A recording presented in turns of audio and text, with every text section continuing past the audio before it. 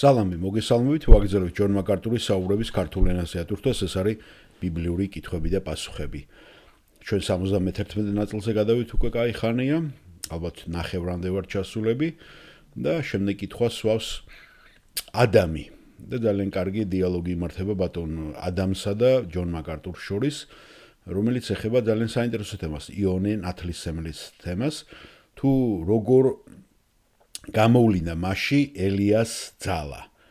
და იყო თუ არა ზოგი ამოს ელიას ინკარნაცია და ასე შემდეგ ფანტაზიებში გადიან, ხო? მოდით მოусმინოთ ახლა ადამს და ბატონ ჯონს როგორ უპასუხებს ამ კითხვას. გამარჯობათ პასტორო, მე ადამი მქვია და ახლა ხანს კითხვა გამიჩნდა. ეს ის ადამი ხართ, თქვენ რომ ყველაფერი ეს თავზე მოგვაწიეთ? ჯონ მაკარტური ხუმრობით ეუბნება. ბოდიშით, მაგრამ ვაღიარებ ეს ყველაფერი უნდა გამეთვალისწინებინა, ადამმა ძალიან იუმორით უპასუხა მას. მათე სახარების მე-11 თავის მე-14 მუხლში არის ესეთი რამე.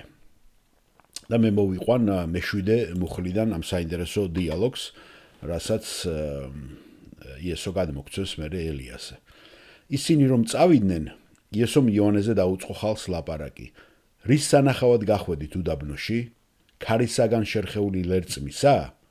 აბა რისთვის გახვედით? ფაფუკი ტანსაცმლით შემოსული კაცის სანახავად? ფაფუკი ტანსაცმლით შემოსული მეფეთა სასახლეებში იმყოფებიან. მაშ რიღასთვის გამოხვედით? წინასწარმეტყველის სანახავად? დიახ, გეტყვით თქვენ, წინასწარმეტყველზე მეტისაც. ვინაიდან ეს არის ის, ვიზედაც დაწერილი. მე ვგზავნი შენი სახის წინაშე ჩემს მაუწყებელს, რომელიც განამზადებს შენ გზას შენს წინაშე.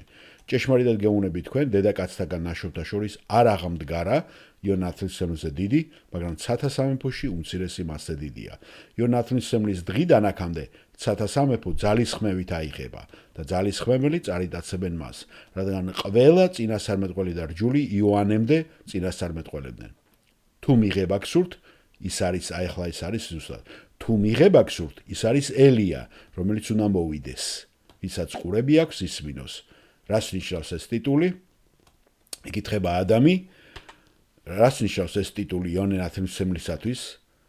მე უბრალოდ ვცდილობ რომ გავიგო ეს მონაკვეთი. და ჯონ მაკარტური არა მარტო ამას, არამედ უფრო ფართოდ გაშლის, თუ რა იგულისხმებოდა ამაში, როცა იესომ ეს გააშღერა. დიახ, მათეს სახარებაში, როგორც აიკითხეთ, მე-11 თავის მე-14 მუხლში, ნათქვამია, თუ მზადა ხართ მიიღოთ იონე, თავად არის ელია, რომელიც უნდა მოვიდეს. ძველი აღთქმა ელიას მოსვლის დაპირებით თავდება. ხო გახსოვთ? ელიას მოსვლის დაპირება უფლის დიდი საშინელი დღის წინ უნდა მოხდეს. და ადამმა ძალიან კარგად იცის ბიბლია და ამბობს მალაქიაში ხომ? დიახ, მალაქიას წინში ასე მთავრდება ძველი აღთქმა, რომ მესია მოვა დიდი სამჟავროს დროს. მაგრამ მის წინ უნდა მოვიდეს ელია. როდესაც ანგელოზი ზაქარიას იონე ნათლისმცემლის მამას ესაუბრება, ის ეუბნება მას. ის მოვა ელიას სულითა და ძალით. ესე იგი თავის შულზე ამბობს, როცა ელიზაბეტი დაფეხმძიმდება, უნდა დაფეხმძიმდეს, ანგელოზი აფრთხილებს მას ზაქარიას, რომ ის იქნება ელიას სულითა და ძალით. თუ ისრაელი გამოეხმაურებოდა სამეფოზე შეთავაზებას, იოანე ნათლისმცემელი იქნებოდა ეს ელია. სხვა სიტყვებით რომ ვთქვათ, თუ ისინი პირველ მოსვლის დროს, იესოს პირველ მოსვლის აღიარებდნენ მას როგორც მესიას, თავიანთ მესიას. და გულისხმობ, რომ ეს ჰიპოთეტურია, მე რასაც ვამბობ, ჰიპოთეზას გთავაზობთ.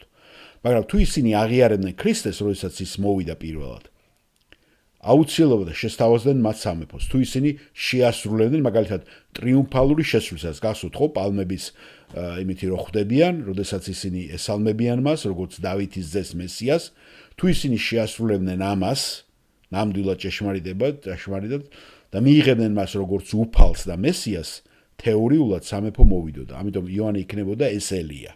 და სამეფოს მოსვლასთან ერთად განკითხვაც მაშინ დადგებოდა. მაგრამ ჩვენ ვიცით, რომ ესე არ მოხდა და მათ უარყვეს მეფე და შესაბამისად უარყვეს სამეფოც. სამეფო გადაიდო მის მეორედ მოსვლამდე. და კიდევ ერთხელ ფიქრობ, რომ ეს არის ის, რაც შეგიძლიათ წაიგითხოთ ჩემს კომენტარებში მათეს სახარების შესახებ შენიშვნებში. და იქ მოგაწვდით ის ჩანაწერი მოგაწვდით უფრო მეტ ინფორმაციას ამის შესახებ. და ჩვენი უფალი ამბობს, გახსოვთ, თუ თქვენ ირწმუნებდით, ის იქნებოდა ეს ელიაო. ესულაც არ იყო აუცილებელი რომ თავად ელია მოვიდოდა, მაგრამ იოანე გამოცხადა რომ ელიას სულითა და ძალით წინასწარმეტყველი მესიის მოსვლამდე რათა მისი სამეფო დაემყარებინა. ესე დაამთავრა ბატონმა ჯონმა და მე გავიხსენებდი კიდე გამოცხადების წიგნს, გასხოთ გამოცხადების წიგნში, რომ უკვე ორი მოწმე მოდის, რომლებიც ამოწევენ, მერე მოკლავენ, მერე ისევ აღდგებიან სასწაულებრივად ისინი და ერთ-ერთი ამბობენ რომ ელია იქნება, ხომ, ელია წინასწარმეტყველი და მეორე მოსე, რომლებიც გამოეცხადნენ გასვოთ ფერიცვალების დროს. ეს ისე უბრალოდ ინფორმაციისათვის მე დავამატე. მადლობა მოსმენისათვის.